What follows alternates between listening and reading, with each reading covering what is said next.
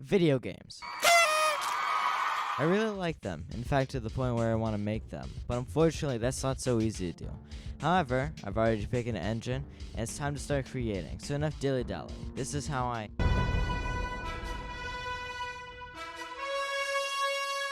Well, actually I do need to find a tutorial first.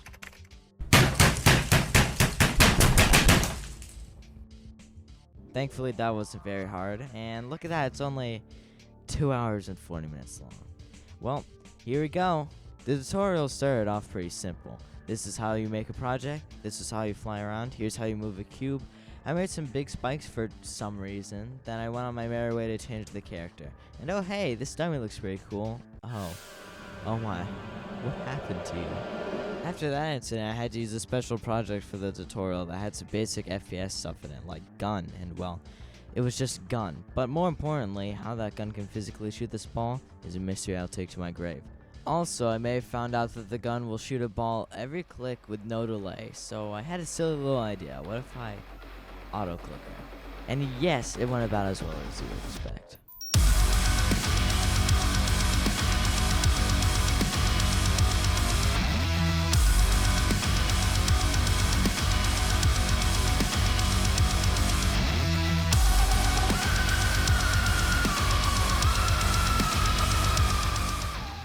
Anyways, it's time to import some more assets like Cooler Gun and Target. Yippee! Now we're getting to some serious game design like making a blueprint and putting target in blueprint. I moved the targets around a bit and used the blueprint to make the target say target hit when I shoot it, or I guess when I run straight into it. Alright, gotta fix that.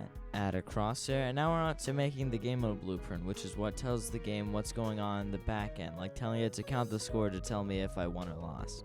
Now it's time to work on UI, so I made a widget blueprint, added a canvas panel, some text, anchored it to the right places, but wait, there's two top lefts, none of the text is lined up right, and shh, we don't talk about that. Instead, look at that funny moment, I'm shooting more than I should be able to. Wow, look at me go, haha, funny.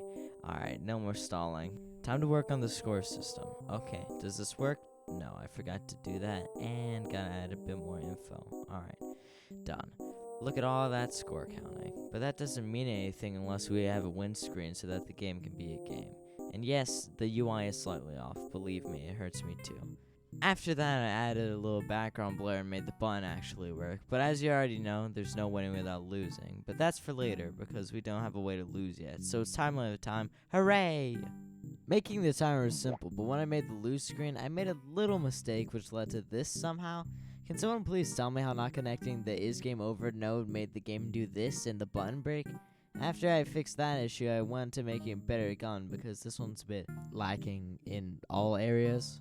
So first I made a new blueprint and put a cooler gun model in there, kinda like what I did with the target, added a scope that does not work, but hey, it looks cool, and all I gotta do now is make the gun shoot and make it feel cool, right? Let's start with shooting. I made ball shoot out of this arrow that I put at the front of the gun. But I'm gonna be honest, this doesn't feel good. There's no impact. It's like they're just rolling out of the barrel ridiculously fast. This is where game feel comes in. And what can we do to make it feel good? We need to add impact. And how do we add impact? Recoil, sounds, and effects. So first I added recoil, then a muzzle flash, and some sounds.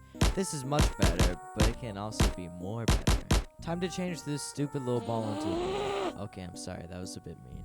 I made the ball smaller and made it a little faster, and by a little faster I mean much faster. After that I added a glowing material to it. Now this is starting to feel more gunny, but there's still more work to do. Real quick, let me do a test to make sure I didn't break anything. And the targets don't recognize this new bullet. Luckily, that's a very simple fix. Just gotta slightly change the target blueprint, and done. That works again. But the bullets are also sticky now, I guess?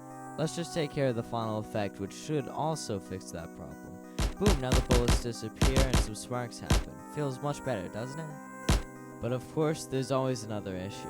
And that is the balls are coming from the barrel. But wait, that doesn't sound like an issue at all. Well, I hate to break it to you, but most FPS games actually shoot the bullets from your head and do some clever animation magic to look like it's shooting from your gun. The main reason for this is to make sure the bullets are lining up with their crosshair, or to let the developers control how recoil works in Counter-Strike spray patterns. So while I fix that, I just want to kindly ask you to subscribe if you enjoy the video. Thanks. Time for the next part, making the targets destructible. Oh boy, I love destructible. Thank you, great Unreal Sensei, for adding this series tutorial. So to make it destructible, first I had to tell the targets to use physics.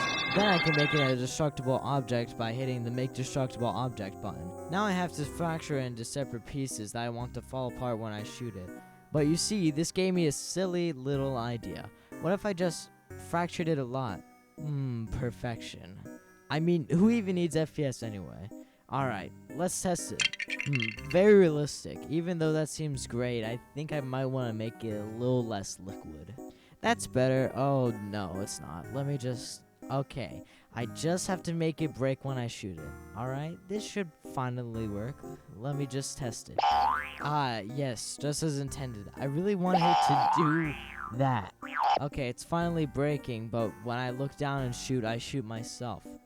Well, this is what I asked for when I decided to become a game developer. So I changed the collision on the bullet, and now finally swapped the targets with the destructible version, disabled physics, and gave them a new perfectly accurate hitbox. Now those are some good realistic destructible targets, as long as you don't try and walk on the pieces. The last little touch I'm gonna add to these is putting a texture inside the broken parts of the target, so when it falls apart it doesn't look bad, awful, unplayable. Oh yeah, and thank you Random Commenter for telling people how to do this in newer versions of Unreal. Very cool. Finally, this game is done, or I guess not. Okay, I'll just do that environment tutorial too then. 5 hours? Give me a second, I just need to calm down. Alright, I'm ready now.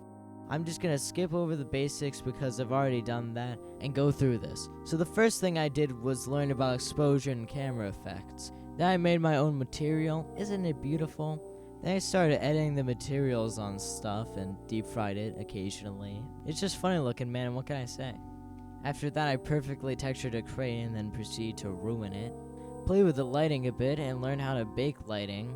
Although it turns out getting mad at Lumen lighting for looking better than your baked lighting does not mean you can turn the resolution to 4K on everything.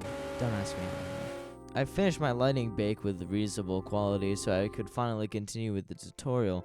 But real quick before that, which of these do you think has better lighting quality? I just want to see if I actually did well or not.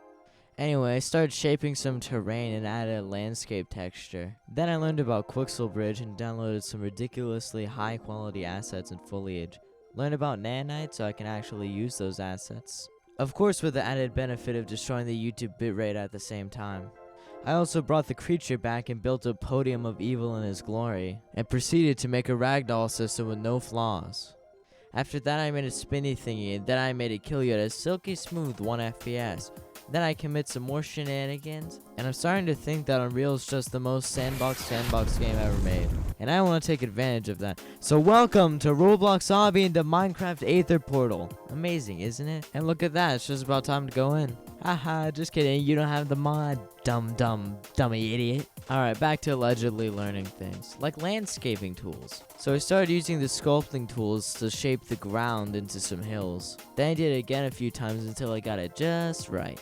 After that I worked on some mountains in the distance. Then I added some space for a river between these cliffs. Put some more assets in the distance to make it look better. Added tons of different rocks to the cliffs. Painted some trees all over the landscape, built a castle, some ruins and a tower, and finally a dirt path and some grass. And all I have to do now is add the target game to this environment and wait, where is it? I deleted it. When I was clearing space for all those high quality assets, I deleted it. Well, there's only one thing left to do. I have to really make my first game from scratch. I mean, like, I guess what's the purpose of calling this video making my first game in Unreal? Well, it's not really my game. It's the same game that about 1 million people have also made. I admit, for a few days I couldn't figure out what I wanted to make for my first game. I wanted something simple, but I don't think simple, so I decided to just make a platformer and see where it went from there. And now this is the fun part. Even though I lacked direction and didn't really know where to start, I decided to add sprinting, adjusted the speed for a bit to get it just right, and added some more control over your movement in the air because I wanted this to be a platformer that gives you lots of control over your movement, so when you die, it's your fault. Or in scientific terms, skill issue. And then I added bee hopping. This is where things got a little silly, and this game went a completely different direction from what I was planning. I tried to follow the tutorial on how to code b-hopping, but the tutorial was for Unreal Engine 4 and something changed the way it worked. My guess? Probably the way I connected it here, maybe. But because of something going wrong in there, every time I b-hopped I would gain speed and keep it even if I stopped. This gave me an idea, so I decided to embrace this mechanic because, well, it's not a bug, it's a feature. At first I experimented with using the sprint button I already implemented, but instead it would slow you down for more precision platforming. But I didn't really like how that was working out and decided I wanted difficulty to come from how much speed you gained. The more speed, the harder it was to control. But you also need a certain amount of speed to beat the levels. I started to really like this idea, so I kept the movement how it was and expanded the default map into a test area. Eventually, after some off-camera experimenting, I found out that ramps are pretty funny, although very buggy. This will be important later. Moving on, I used this handy dandy little trick to make the camera feel smoother from this video, though I'm not sure if I like it or not. I'm curious, what are your opinions on camera smoothing? I attempted to add some sort of particle effect depending on how fast you went, but I'm not quite good enough at Unreal for that yet, so instead I made this particle effect go off 0.1 seconds after you jump. Remember, fake it till you make it. After that, I made the first little tutorial level. It's just a few jumps, a wide open space with some blocks you can run into. Oh yeah, and is this even a game dev YouTube video if the textures aren't bright enough to flashbang you? Then I added some perfectly designed UI. Yes, graphic design is my passion, how could you tell? I made a main menu which was actually really easy and gave it a background that looks just like a level instead of actually making the second level. And then I actually worked on the real second level. I wanted it to be pretty easy, so I just made a few jumps and a ramp. At first it didn't feel very good to play because the platforms were just squares, so it was hard to chain jumps on them. So I made them rectangles so that there's more space to jump on, and it was overall just smoother to play. Time for the third level. I was kinda inspired by CS Surf, so I made these ramps sideways like Surf, except for the fact that it's absolutely nothing like Surf because I can actually do it. For the fourth level, I decided it'd be fun if there's just a bunch of different paths that flow into each other, making you feel cool because it doesn't look easy to sight read. But anyway you go will probably get you to the end pretty easily, except for this little ramp. I've had some issues being able to jump off ramps, so I started adding a little edge at the end so that it's easier to jump off. But I should find a better way if I ever return to this project in the future. This is the level that probably took the longest and also made me add a replay function to the windscreen because you can probably play this level like 10 times and still find a new path. For the fifth and final level, I want to make it the longest, combine parts from all the other levels, and make you go stupidly fast. So I started with a lineup of ramps making you gain lots of speed if you spam jump, and it's just fun to slide up them.